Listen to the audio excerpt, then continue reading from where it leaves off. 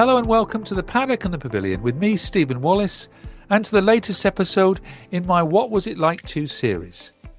Have you ever wondered what it's really like to be a line judge at Wimbledon, right there on the famous grass courts, making split-second calls under the eyes of the world?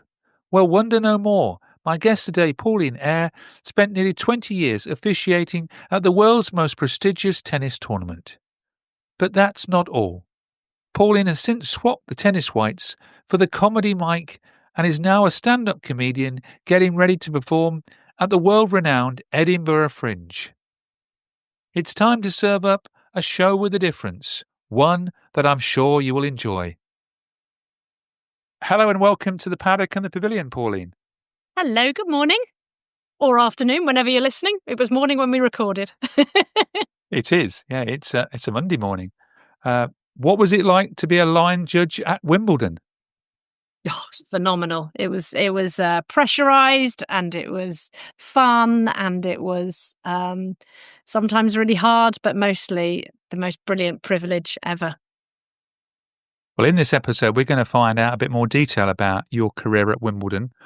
What was it really like? And to talk about your new life as a comedian. So I've got to be on guard this morning because comedians are always quite sharp, aren't they? But hopefully from your bio of the Edinburgh Fringe, where you're performing in August, you're going to spill the pims on tennis gossip. But let's start with, how do you become a line judge? So I did this many, many years ago, because I'm definitely older than I look. I started at the age of 17. Well, I actually started umpiring when I was 10. I would go to junior tournaments and be a bit of a rubbish player and get knocked out early doors. And then I would come back and umpire other people's matches. And then at 17, I joined what was then called the British Tennis Umpires Association. It's now ABTO, part of the LTA. And I went on a weekend course and learnt the rules of tennis in great detail and how to be a line judge and a chair umpire, and took it from there. You obviously loved tennis from a young age then. Yes, started playing when I was 5. I've played this morning already, so I still have wet hair as we're talking. I absolutely obsessed with tennis. I love it. It's my favourite thing in the world. And I've got kids. Who were your early heroes? Oh, my early heroes, when I was very small, Jimmy Connors.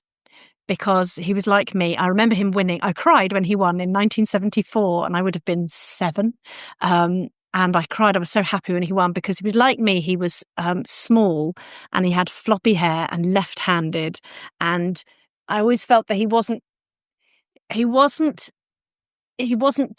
talented in the same way that other people were talented. He just worked really, really hard.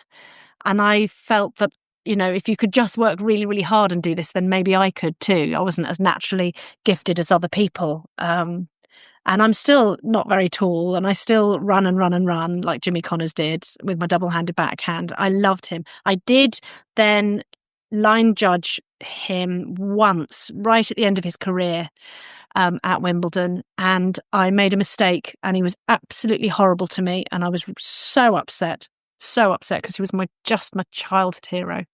Yeah. They say don't meet your heroes. So you haven't got the temper that Jimmy Connors had then?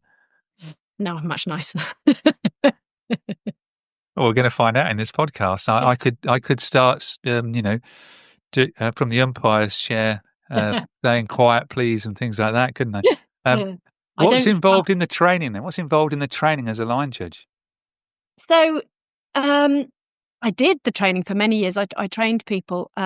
And it's about having a loud voice. It's about learning the skill, because it is actually a skill to, you don't just watch the ball and you don't just watch the line.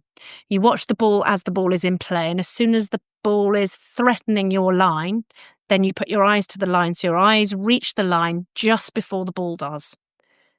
And then you see the trajectory of the ball. You don't see, you don't just see a whiz go past. You don't see the ball leaving the ground. You see the ball bounce. And that's how you get it right. So I was going to ask you, I often think this when I'm watching, well, not this year at Wimbledon, but previous, that line judges mustn't watch the game itself, but just watch the line, but you don't do that. No, you do watch the game. Yeah, you do watch the game while it's in play. And fully aware of what's happening and where we are. You do get to enjoy the game in some ways. You do get to know what's happening, but you're just concentrating really hard, on what you're doing. But if you watch, so often when you watch from the crowd, you'll think, oh, that was miles out. Why is nobody upset about that? Because when you see the ball leave the court, especially on a serve, it often leaves the court an inch or two out, but it lands on the court in. Fascinating, isn't it? Very much so. You must have done lots of other tournaments before Wimbledon, though. Yes. So by the time we got to Wimbledon that year, you or I would be really in, because I would have been, I would have done the Queen's Club tournament and then Wimbledon qualifying. So that would have been the third and fourth week of the season for me. And we were working tournaments all year round. So when we started off, you would go to local tournaments. So I'd be at my local tennis clubs, sort of umpiring the final of the girls under 12 juniors, and that kind of thing. And when people first started line judging, they would line judge on those matches. So as an umpire, I might have myself and one other person calling one of the lines, and you learn to do it. And every single time you went on court at any level, you would be assessed. And you would get a mark, 1, 2, 3, 4, or 5. And by getting lots of good marks, you progressed through. So you would get feedback on what you were doing, how you were doing it, whether you were doing it well. Because it wasn't just getting the calls right, it was also selling the calls, being nice and loud, looking correct, having the correct stance, having your arm exactly in the right place when it went out, etc. And all of those things made it really quite military in terms of the detail of what we did. And then by progressing through the grading system, there was a whole grading system, you could get to the top. And then by the time I was on centre 1 and 2 every single day, of those people, it was the ones who got the most good marks that got selected for the finals. So when did you start at Wimbledon? So I started at Wimbledon when I graduated. So I was 21. I could have done it earlier, I think. It didn't really sort of occur to me. I was busy with my degree and life. And so I would just do local tournaments over the summer. But then I thought I'm really going to put some time and effort in after I graduated. And then I took all my work holidays doing tennis. So what were you doing for a living then? This was part-time then, being a line judge? Or only in my leisure time. So back at the start, when I first graduated, I've had many jobs and careers since. When I first graduated, I was an arts administrator in a small organisation that provided access to the arts for disabled people. So anybody who was denied access to the arts, mostly partaking and being creative, we would fund projects to bring the arts to those people. So you're doing all your line judging, umpiring in your holidays? Time. In my holidays and spare time, I would either be playing or umpiring and line judging. Yeah. You mentioned about the marking then. So you've now moved on to professional tournaments, Wimbledon. Yes. Was it stressful then? Oh, yes. All the time. So you would work for short periods. How long are you on there for? We often see you coming and going, Yeah, I think these days they were doing an hour or so. When I was last doing Wimbledon, we did an hour and a half on and an hour and a half off. But at Queen's, we did an hour and a half on and 45 minutes off, which was barely time to do anything actually, because you were you only had by the time you had to be at the court 10 or 15 minutes before. By the time you got off court, went to the loo, got something to eat, worked your way through crowds, you had to turn around and go back. So that wasn't very long at all. But that the really intense concentration was for an hour or an hour and a half at a time. How soon do you get the results of your marks? Is it on the same day, next day? Can't remember. No, I don't think we didn't find out our marks as we went along, I don't think. I think you could get them at the end of the tournament, but the lists went up of who was working the finals, so you knew if you'd done well or not. You'd have an idea of the ball was close to my line loads of times and I nailed a load of great calls, or I messed up, so I probably got a low mark. No, we thought about it, but we weren't given that information all the time. I'd love to say no, we didn't even think about it all the way through the tournament and just hoped for a lucky surprise. No, it was always in people's minds. What's it like then when you make a mistake, as you say, messed up? Horrible. There's that humiliation of especially on a show court. The players are cross. You think the camera's probably on me. The commentator's probably making a comment about how rubbish I am, and my mum's at home thinking I should have stopped after 3 children and never had the 4th. So there's that humiliation of, oh, I've got it wrong, or even worse, I haven't got it wrong. I'm absolutely sure I'm right and I've been overruled. That was a horrible feeling. But I got better at dealing with it, I have to say. I mean, there were times by the time I'd been doing it a long time, I would think I almost want the player to turn around and look at me so I can go, sorry, mate. Yeah, made a mistake. But they never did. Do you get lots of clothes? You always seem to come on with new kit and everything else. You did, yeah. Which was nice at some of the smaller tournaments. You'd get occasionally. So Queens, we'd always get trainers, which was lovely. We had a uniform that we had to wear. We had to buy ourselves. And yes, but it was nice getting trainers, nice white sports shoes. What about the towels? Do you take them home like the players? Or? Oh, that was a sackable offence. There was a scandal in my early days at Wimbledon. There was and I bought a towel off another umpire, not realising that you were so absolutely forbidden to do that. This guy was selling towels at Southfield Station and got caught and banned for life from line judging. It was funny. Not for him, but what an idiot.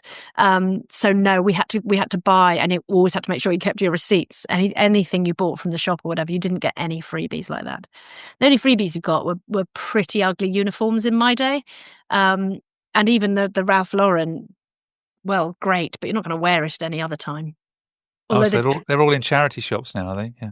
No, I imagine, I don't know if people sell them, but you can buy them on eBay, because I was looking for them for the show. I actually was given a set by another kind line judge, umpire, in fact. But no, they're very beautiful. People, you can buy them.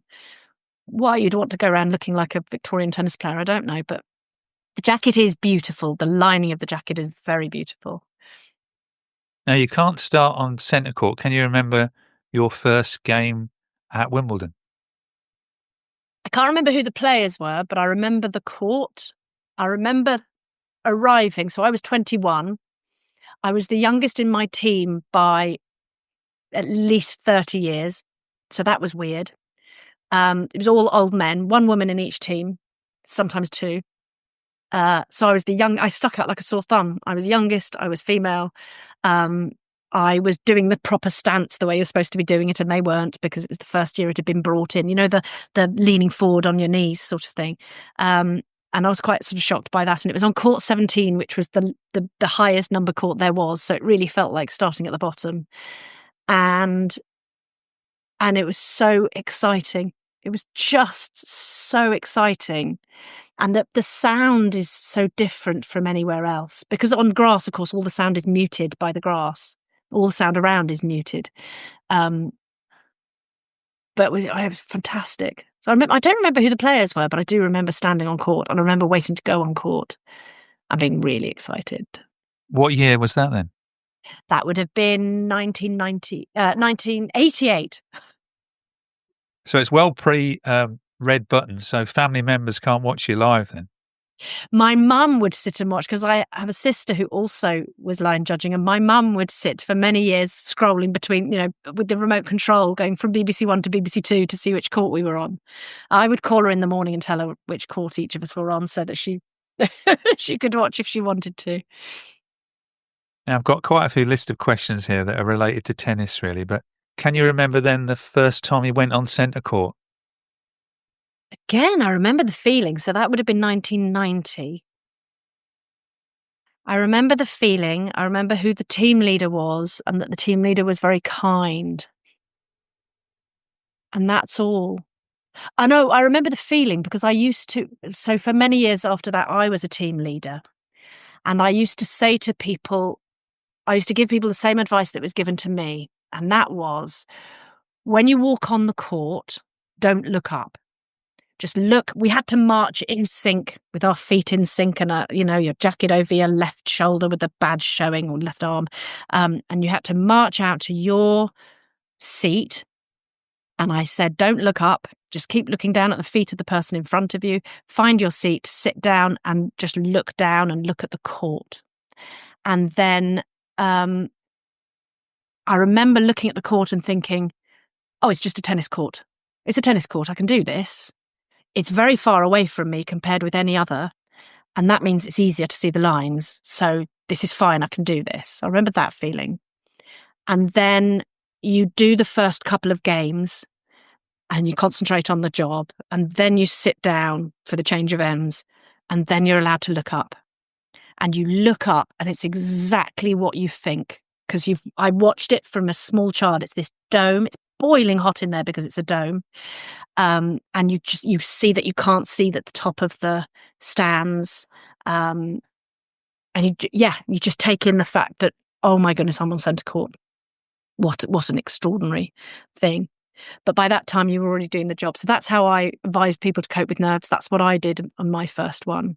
And it makes such a difference. If you go on, you start looking around you and getting overwhelmed with how big it is and how many people might be watching on television, etc. And because nobody's looking at you, unless you mess up. Yeah, we always think everyone's looking at us. Do you have a trial march, though, day before? Or no, I would take anybody who was new in the morning and just walk onto the court with them and show them the court empty. Yeah. But the marching on, I mean, it wasn't that big a deal. It was quite easy, really. So you're not looking into the royal box until about 3 or 4 games to see who's in there then? Yeah. In fact, but generally you were under the royal box first time. I remember which line I was on. I was on the right near side, so from the umpire, the right, the right-hand side of the umpire, so under the royal box on the right. So with the 3 people on the screen, I was the one on the right. And that was the best place to put somebody for their first shift because they were on telly and that was nice for them and their family or whatever, but not the middle line, because on the middle line you call a serve and then you stand up for the rest of the point and that's too much time to get overwhelmed. Whereas if you put them on the near sideline, they were busy doing the job on every ball. Yeah. And if you're on that serve line, you can easily get hit when someone's hitting 140-mile-an-hour serve. Yeah, you can. You have to work out how not to. There are definite strategies. I had a big strategy on, particularly on Ivanisovic's serve. I always knew where Ivanisevic was going to serve because if you're on that middle line, he would look you dead in the eye and he'd just aim for you. So you knew it was coming, and if it went in, because of how far you were away from it, you could duck down, just have your feet really wide apart, duck down, give the safe in signal, and just drop your head down and it would go over your head. But if you stood still, it would have hit you in the head.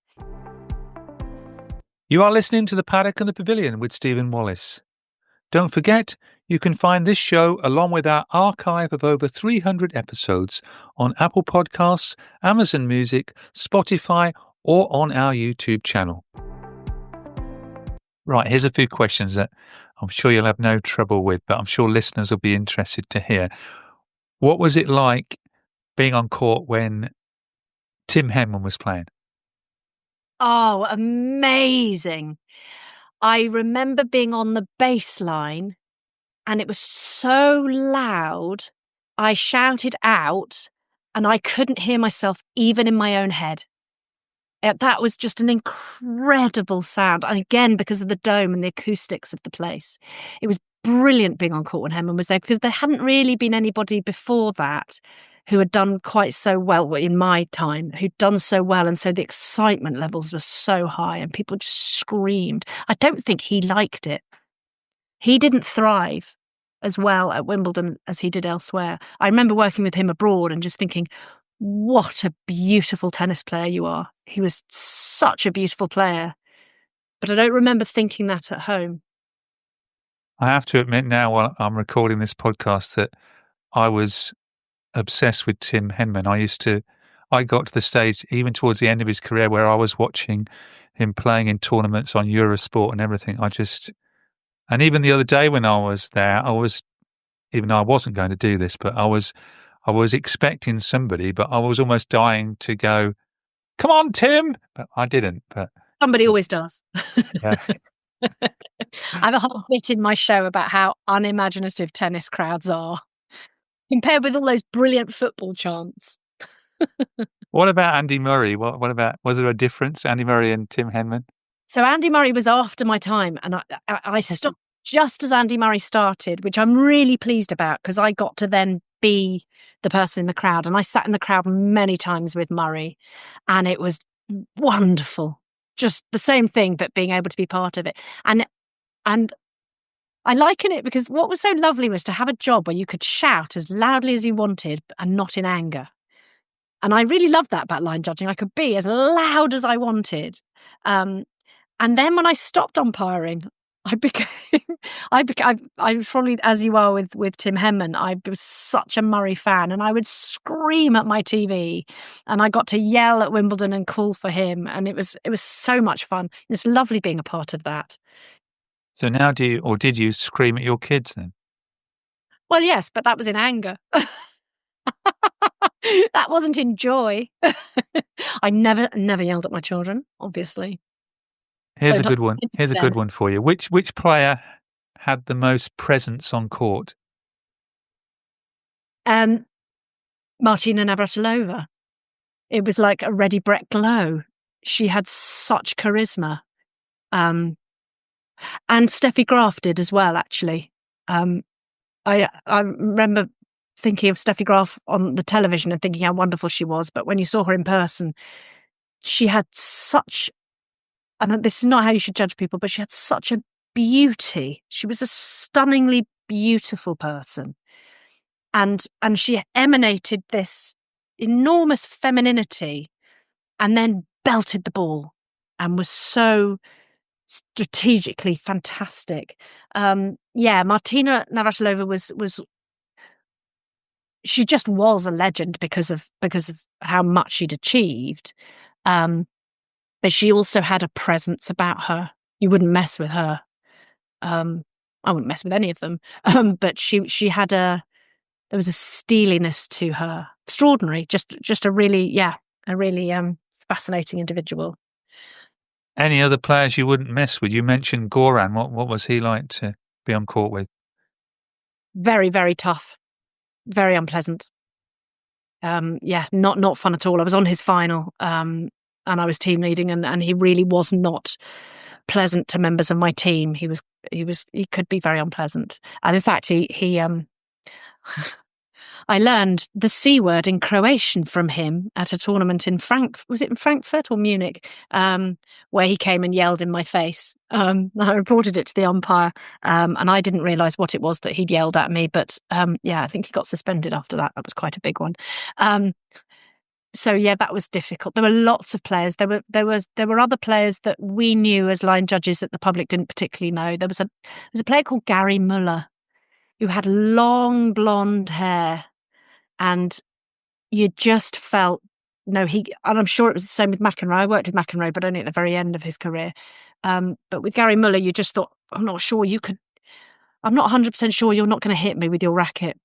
But there was that sort of, made you feel quite unstable. And Agassi, while he was always well behaved, had an intensity about him that was quite frightening as well. I always used to think with him, he is holding so much in. If he blows, this is going to go off. I've no idea whether he would be in control. And he didn't. He always held it in. But he had that thing about him that it felt like there was something really wrong, and that he was holding it in and holding it in. And in fact, I then read his book, which is extraordinary. It's one of the best books I've ever read. And he was holding a lot of trauma and upset and didn't want to be there apparently. And fascinating, really fascinating to be up close to, because it was just all boiling under the surface.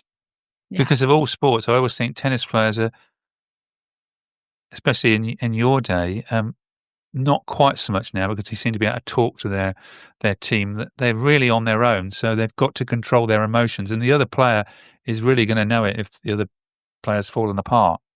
And they didn't have teams around them the way they do now. They would have a coach, if they were very big and famous, they'd have a coach and an agent and a manager, but they didn't have the physios and the psychologists, etc. They do seem so much more mentally healthy now, and that they've been able to say, Amanda Anisimova did, I'm taking a mental health break. I'm burnt out. This isn't working. Ons Jabeur has just done that, and I'm glad for her because she's clearly not been happy. They're much more rounded people, and as a result, you get, if you ever watch clips, they come up on my algorithm all the time of Sinner and Alcaraz just before they go on court. They'll go and shake each other's hands, give each other a hug, mess about a bit, and then go off and be in the zone and get ready. And they like each other, it's lovely. They're much more rounded human beings. So when you're on court, then you must have had a game where you had two players that really didn't like each other. Oh, yeah. Serena Williams and Maria Sharapova couldn't bear each other. Maria Sharapova was always hugely intense anyway. So she made you feel quite unsettled as well. She always said, I'm not here to make friends. Very clearly, I'm here to win. I'm not here to make friends. Venus against Serena was always amazing, not because they hated each other, but quite the opposite. And so that was very intense always. Yeah. And there were some doubles partnerships. There were some amazing women's doubles players in those days. And there was such a rivalry there. Oh gosh, Natasha Zvereva and Gigi Fernandez and Renee Stubbs and Lisa Raymond and people. And I don't know. I don't think they got on with each other off court, but it was really, yeah. I remember sitting on the net cord in those days when we had net cord judges, and you could just feel the intensity between them. They hated each other on court, certainly. And that was fun. So of all those players, have you got a favourite male and female player? Favourite male player, without a doubt, Stefan Edberg. I had such a crush on Stefan Edberg. And as he rose through the game, so I rose through line judging. So I was on his court, on outside courts, and then the semi-show courts, and then the show courts. And he was just, I loved him. He was very handsome, but he was also, he was a gentleman. He was seemed like a really decent person. And of the women in those days, Steffi Graf probably. I think Steffi Graf was wonderful. I mean, I had favourites like anybody else. I suppose didn't affect how you worked. You're never going to call in favour of somebody. I did used to feel very sad that Stefan Edberg would invariably, if he was match point down, he'd do the most enormous foot fault sometimes. And it's like, don't do that because I've got to call it. And, and that was, I suppose that was a thing he did under pressure when he was down. But I would never have not called it. You said that it was pressurised, but was there any funny moments in all those years? Oh, loads of them. Lots of funny moments on court, and a lot off court. We used to play Truth or Dare when it was raining, and that was so much fun. And I can't say on this podcast because you want me to keep the language clean, some of the things that we did. On court, I remember being on court with Henri Leconte, still in his playing days, not in the Masters. But even then, he was so much fun. He ran across the court for a ball once. I was on the baseline and ended up on my lap and threw his arms around me. And that was funny. That was lovely. Any other funny moments? Here's a lovely moment, which it's, I don't know if it translates to other people, but one of my best friends in the world was a chair umpire. And I was on his match the first time he was on centre court with a Martina Navratilova match. I was on the baseline for him. And he did the toss and got up into the chair. And as the players were warming up, he turned to me and he just mouthed, I've got to measure the net. And I was saying, stop it, the camera might be on you. And that was fun. And when we were trying not to laugh, which was, nobody would ever know, and you just hope the camera wasn't on you. But when he did his first final, I was on the line as well. And I was so proud of him. He was the youngest person ever to do the men's final. He was only 25. And he studied the chair umpire the year before. He watched the coverage the year before, and he noticed when the camera was on the chair umpire and what was happening. So he knew when the camera was likely to close up on him and say, "Oh, this is your chair umpire." And it was during the warm up. So during the warm up, he was terribly sensible, making sure that if the camera went on him, he'd be looking grown up and sensible. And then after the very first point, he looked across at me and he just winked. And that was the moment the camera went on him. And they just said, "And umpire Mike Morris, he's having fun this afternoon." That was the first time he'd been seen. And he was just like, "Yes, nailed it." That was very funny. So I suppose those were the sorts of things, rather than what was happening on the court for the players, that would make us laugh. If you got the giggles, that was really difficult. And we would do things like, so the net cord judge had to measure the net, or the service line judge in later years had to measure the net at the end of each set. And the person at the back on the centre service line would let them know about the strap. The strap had to be vertical. So you would go, no, left a bit, no, right a bit, to get it exactly vertical. And then we would just keep going, just go right a bit, right a bit, right a bit. Start laughing. They'd give you a dirty look, you go left a bit, left a bit. Silly things like that. So because it was so public and so invisible, you could actually, you could get the giggles. I got the giggles at the US Open really badly. Yeah. But you got to do some Wimbledon finals, though. I did 12 Wimbledon finals. Wow. Yeah. Which is more than Andy Murray and Serena Williams put together for singles. They did a bit better out of it than I did. But 12, it was wonderful. And you would be eligible for men's one year, women's the next. So if you did them every year, you'd be alternating one or the other. I loved them. The finals day was so special. I would do my hair differently. There would be different food to eat in the buttery. There would be, the place was so quiet because almost nothing was happening on outside courts. So you'd have way fewer crowd, way fewer officials. Most people had gone home. It was really special. And now you're a stand-up comedian. How on earth do you become a stand-up comedian, having been a line judge at Wimbledon? So I started line judging 20 years ago because I had a horrible accident. I had twins. And then, so I stopped doing that. And then when my twins started secondary school, I'd always wanted to be on stage. It had never occurred to me to do comedy.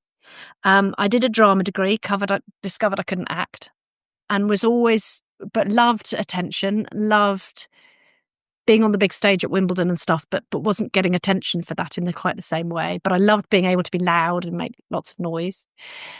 And then I went to see a comedian, and I didn't really go and seek stand-up very much. I wasn't particularly a fan of stand-up, but I went to see a comedian locally, a chappie called Sandy. There was an interval, and I sat in the bar in the interval with my husband and said, She's just like me. She's a woman in her 40s standing alone on a stage talking about her kids. I'd love to do that. And he said, well, maybe you can. And so I did a course, a brilliant course with a guy called Logan Murray, who has taught, he started off Greg Davis and Josh Widdicombe and some of the really big names. And from there did open mic in London every week, 3 or 4 nights a week. I'd go into London and do open mic comedy and took it from there. So what qualities do you need to be a stand-up comedian? Must be lonely on stage. No, you're in a room full of people who you have all their attention. It's the best thing in the world. That's all. But you're really on your own at the front there, aren't you? You are, but you're also, you hope you're not. You're bringing them with you. And when people laugh and you meant to make them laugh, that's not lonely. That's connecting with people in the most fantastic way. No, I don't find it lonely. It's lonely with the driving. You do 8 hours driving and 20 minutes work. But it's the most fantastic connection with other people in a way. And I suppose if you compare that to umpiring, that's exactly the opposite. Umpiring or line judging, you could make a call and yell and you're part of the team, etc. But it's there and it's gone. Whereas there's a bunch of people laughing at you and with you. It's the most wonderful feeling. It means that when it doesn't go well and they don't laugh, it's worth it because you think, it doesn't matter. I'll never see them again. They'll never see me. They won't remember me. I'll next time it'll be worth it, and it always is. So, do you have to have a thick skin on what you just said there? Yes, you do. And I think if I'd started in my 20s, I'm not sure I'd have even made my 30s. I think it would have I just didn't have the confidence. I have a lot more personal confidence. I have a lot more don't give a monkey's really sort of attitude these days. The first time I ever really died on stage, I had a little voice in my ear going, "Oh, you're dying. This will make you better." I didn't have, this is so awful. But I also thought in 5 minutes' time, this will be over. And I hate it and I'm having a horrible time, but I want to learn from it and find out how to get them back next time and get them back on side. And yeah. I guess that happens to all comedians and you learn a lot from those days. You do. And it happens to comedians who are right at the top of their game as well. People have a bad night at work. I've seen some really famous comedians absolutely die, and I've learned a lot from. You learn more by things going badly than things going well. They're always, at the top, of course, they're always a lot better than they think they were, and people were enjoying it a lot more than they thought they were. But yeah, it's where you learn. I think we all learn a lot more from failing than we do from succeeding. And now you have an hour-long show, Anyone for Tennis, at the Edinburgh Fringe. That's right. So last year was my first solo show. That was called Body, about my relationship with my body and body positivity. And then this year, I was always going to write this show. I was going to take 2 or 3 years, that difficult second album. And I always wanted to write sort of a memoir of my days at Wimbledon and a love letter to the game as well, because I still play very keenly and I play better than I ever have at this age, which is really fun. So I was always going to write it and probably take a year or 2 longer. And then when they announced that there would be no line judges this year, I thought this is an opportunity too good to be missed, actually. And as a result, I spent the whole of Wimbledon doing lovely press interviews and being on the radio and the TV and talking about it. And that made me really happy. Well, that's how you're on this podcast, because I heard you in my car on Radio 5. You must be excited about the Edinburgh Fringe. How many days are you on for? Is it every day? I have 2 days off. So I'm there I do 23 of my own shows. And then a whole bunch of other shows as well. But 23 days, 23 performances of this show, 2 Mondays that I take off. And then I'm taking it on tour, but I'm touring it in tennis clubs. So I've done my previews in tennis clubs because I wanted other tennis nerds to bounce ideas off. And then it worked really well that I'm going to take it off to tennis clubs after and sort of do Q&A and stuff as well there if people have the appetite for that. And it's played really well in tennis clubs because it's full of nerds like me to really enjoy it. So yes, in Edinburgh it'll be every day at 12:30 lunchtime. And it's a wonderful, all my life I had Wimbledon was my 2 weeks of fun in the summer was Wimbledon. And then there were 2 weeks of the same place that we went every year on holiday. And now there are these 4 weeks of Edinburgh. And I feel like I have these treats in the summer of just immersing myself in my comedy or my tennis or a holiday. And it's a lovely thing. Will you have to change the material each day, or will it be because people presumably can go one day and can go the next day? They can do, but no. When you have a show at Edinburgh, it is a very much a put together. It's not just an hour of jokes. It's a show. Obviously, when you go and see live comedy, it's different every single time, even if you do the same material, because of the people in the room, what they find funny, but also who's there and whether they have something to add to it, or etc. So I hope that the show will develop and grow over the course of that month, but also it'll be different. I'll find out, I hope, whether people are players, whether they're fans, or whether they've, what their relationship is with tennis as well. And I'll pitch it slightly differently according to who's in the room. Perhaps Andy Murray will be there, being in Edinburgh, you see. That'd be lovely. I went to see him recently doing his show. So yeah, he should come and see me. It's only fair. And how many people can there be in the room, and how are tickets going? Tickets, thanks to all this lovely, lovely publicity beforehand, ticket sales are absolutely booming. So I'm really pleased. A couple of days are close to sold out already. It's a 50-seater room. So yes, for somebody like me who isn't already famous, that's brilliant. So 50 seats available per day. The show is at the Apex in Grassmarket, which is a lovely air-conditioned hotel. And Grassmarket's a lovely place where people go and sort of get lunch or brunch in the mornings and sit around in the lovely cafes and restaurants there. And you can go straight from a lovely, hopefully champagne breakfast across the road to my show, where there's a bar and aircon, and it's lovely. Well, I read she's warm, wonderfully funny, and you'll want to be her pal. Yes, said by the lovely Angela Barnes, who's a bit of a hero of mine and somebody I've worked with a lot now. Thank you. You must send me the link, and I can put it in the pod bio as well. Yes, please. Come see my show.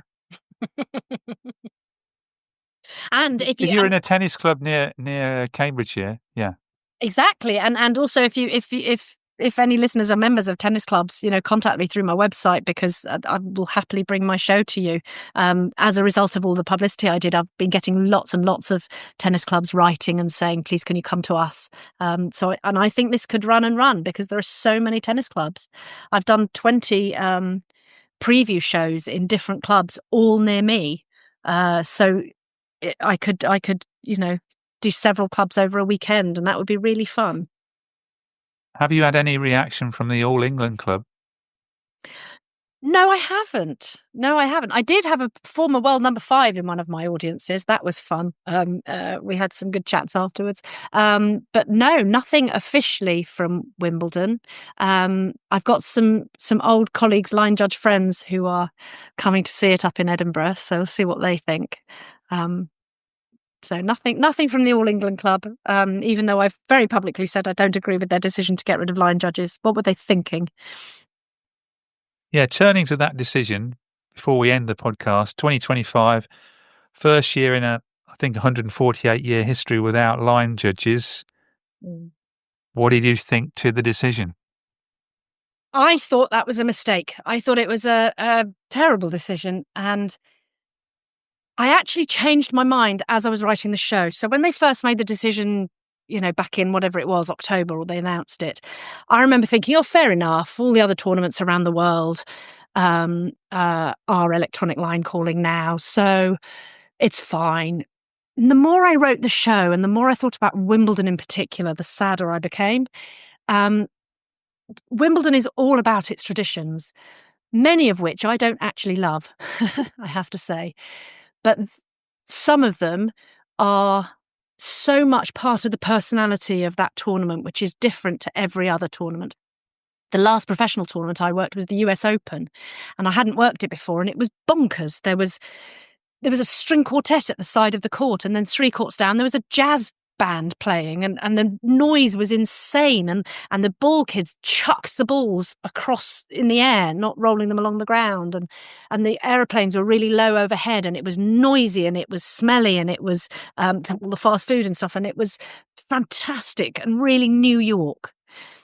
And it has a real personality, and Wimbledon has the same. It has the stuffy uniforms, and it has the genteelness of it, and the dressing in white, and the line judges in the funny costumes. And I thought there was something really missing. I thought it took some of the personality away from Wimbledon. And Wimbledon will happily defy other tournaments and do things its own way. So I don't really understand why it did this one. Their argument, it's not financial, it costs more. Their argument was that it was what players want. It didn't turn out that way. Plenty of players didn't like it. And I thought it was just terribly sad. As the fortnight went on, it looked as though the line judges had been photoshopped out. The court looked different and felt weird. As you said to me, I can't remember if this was before we started recording, because you said that you went and you couldn't hear from the top of the stands. You couldn't hear what the call had been. So in other tournaments, you'll have the big, loud, moving advertising hoarding at the back of the court. And it will say out and it will say match point and also dreadful. You don't have any of that at Wimbledon because they don't want a load of advertising at the back of the court and they don't want moving images at the back of the court, which is great. So it was lost. Sometimes people didn't know which court the call had come from. If you were on an outside court, they didn't know if it was their court or another court. And the biggest thing for me was that you didn't have that visual confirmation of the call. So when the ball is out and you hear the call out, or you're not sure whether you heard it or not, you had the line judge sticking their arm out or giving a safe signal. And when it was so loud that you couldn't hear on Tim Henman or Andy Murray's matches, you could still see the arm out and you could see visually whether the ball was in or out. Everybody knew where they were. You lost the fun of the challenge system, which was also great. When we were on court, there were 3 sets of eyes on that line. You had the line judge, that was confirmed or not by the chair umpire, and if it wasn't clear, even with those 2 people, then you could go to the machine. That was more accurate line calling than you had this year. There were players who definitely felt the calls were wrong, that things weren't set up completely correctly. There were the cock-ups when they switched the machine on or they switched it off at the wrong moment.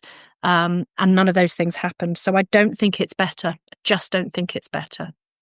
It certainly, as a spectator, I thought took out the joy because the calling wasn't loud enough.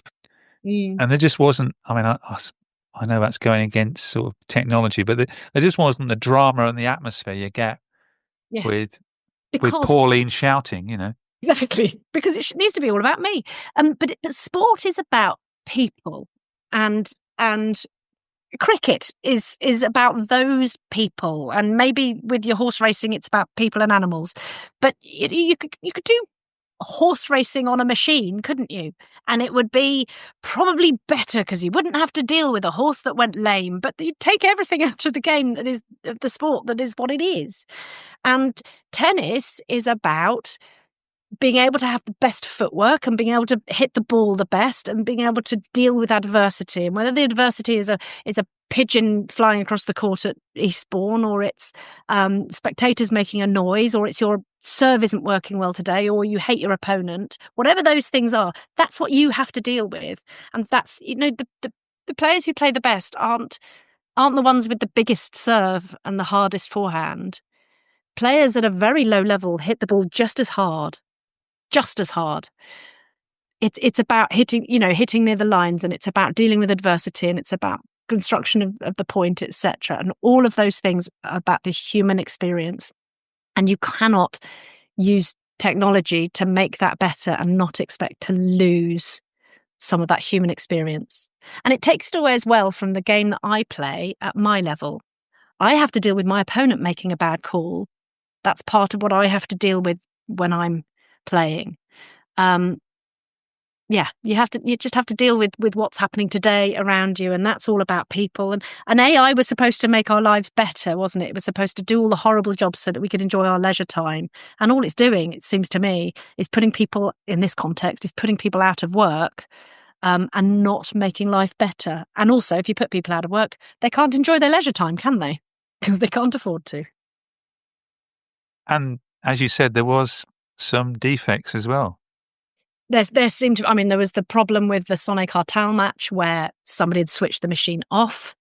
There were lots of incidents, and I saw this throughout the season where the machine would call out in the middle of a point, or between points, the machine would just call out. Those are teething problems, I think. The problem with the Sonnet Cartel match was, of course, human error, ironically, because you still need humans to operate the machines. You still had a lot of people. They're just sitting in darkened basements underground, underneath Wimbledon, pressing buttons, rather than being out in the fresh air calling lines. They definitely need the line calling to be a bit louder. They ought to use you as a voiceover for the outs. They should, and they should pay me the rights to it, because I do voiceovers. So yes, please, I'll have that job. You could still go to Roland Garros because they still have line judges there. Is that right? They do. They have dug their heels into the clay. Some of the tournaments before Roland Garros, they had electronic line calling on clay, and that was bonkers, because there's a ball mark, and you had players getting code violations because they went and got their phones and took photographs of the ball mark to say this is definitely an incorrect call. You'll never take away people not agreeing. You'll never take that away. They'll argue over something else, or they'll argue about the technology. So it hasn't made anything better. They've just spent a whole load of money on something that doesn't make it better. Well, thank you very much, Pauline. I think it's now time for me to say game, set and match to Eyre. Thank you very much for sharing your what was it like to moment. Thank you very much. What fun. It was great. Thank you very much.